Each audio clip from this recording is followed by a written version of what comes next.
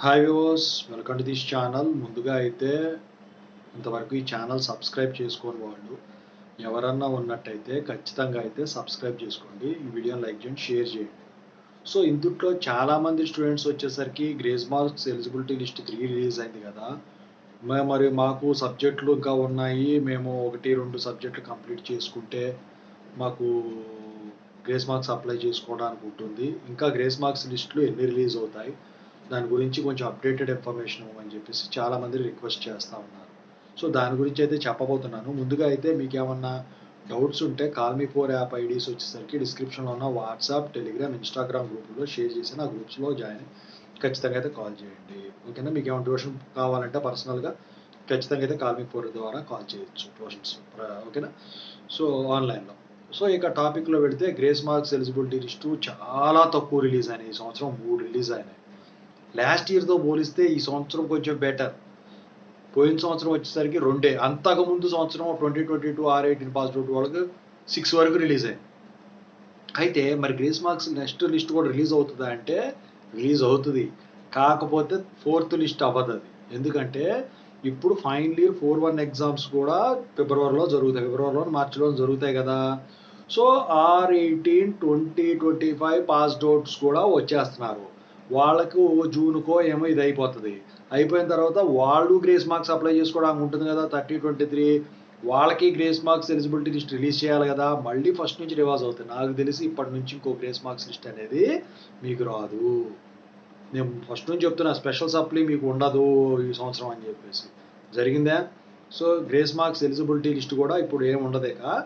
మరి స్టూడెంట్స్ అడుగుతున్నారు, అది 2025 పాస్డ్ అవుట్ వాళ్ళు కదా, మరి మా పరిస్థితి ఏంటి, మేమేం చేయాలి అని చెప్పేసి చాలా డైలమాలో ఉన్నారు. కొంతమందికి ఏమో ఒక సబ్జెక్టు అవి చేసుకుంటే 3-4 సబ్జెక్టులు గ్రేస్ మార్క్స్ అప్లై చేసుకుంటే పోతుంది. సరే, ఆ second year, third year, first year, fourth year exams రాసుకోవచ్చు. సో స్పెషల్ సప్లీ రాకపోయినా లేదా పాత వాళ్ళైనా కానివ్వండి. సో అందుట్లో సబ్జెక్ట్ అవి చేసుకొని రిక్వైర్మెంట్ ప్రకారం తెచ్చుకున్న అవి చేసుకుంటాం. ఓకే. మరి మాకు గ్రేస్ మార్క్స్ ఎలిజిబిలిటీ లిస్ట్ రాదు కదా, మా పరిస్థితి ఏంటని చెప్పేసి పాత పాస్డ్ అవుట్ వాళ్ళు 2022 ఫర్ ఎగ్జాంపుల్ 2023, 2024 వాళ్ళు వీళ్ళు అడుగుతున్నారు. మరి వాళ్ళకి రిలీజ్ చేస్తే వాళ్ళే ఉంటాయి కదా అంటే మీ ఉండొచ్చు అందుట్లో అప్పటికి అప్లై చేసుకోపోతే.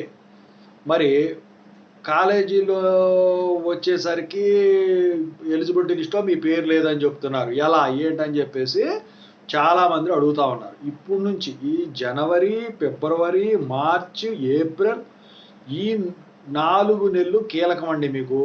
సమ్మర్ వైపు ఇప్పుడు 4-2 ఎగ్జామ్ జరిగే వరకు మీకు కీలకం.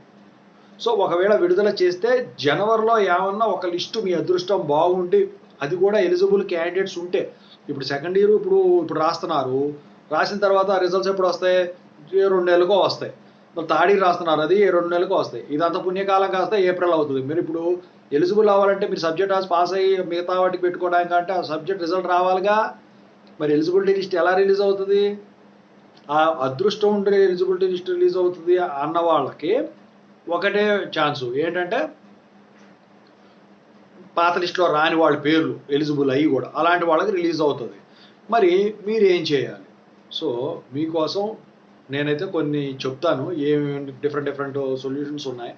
సో అవి కనుక వర్కౌట్ అయితే మీకు చాలామందికి అయినా అవి కనుక వర్కౌట్ అయితే మీరు చేసుకోవచ్చు. కాకపోతే ఎలిజిబుల్ అయ్యి ఉండాలి ఖచ్చితంగా. ఓకేనా? సో మీకు ఏమైనా డౌట్ ఉంటే దాని గురించి వాటి గురించి చాలా ఉంటుంది ఇప్పుడు చెప్పాలన్నా కూడా. సో ఖచ్చితంగా అయితే కాల్మీ4 యాప్ ద్వారా కాల్ చేయండి. I wish all the best. Thank you.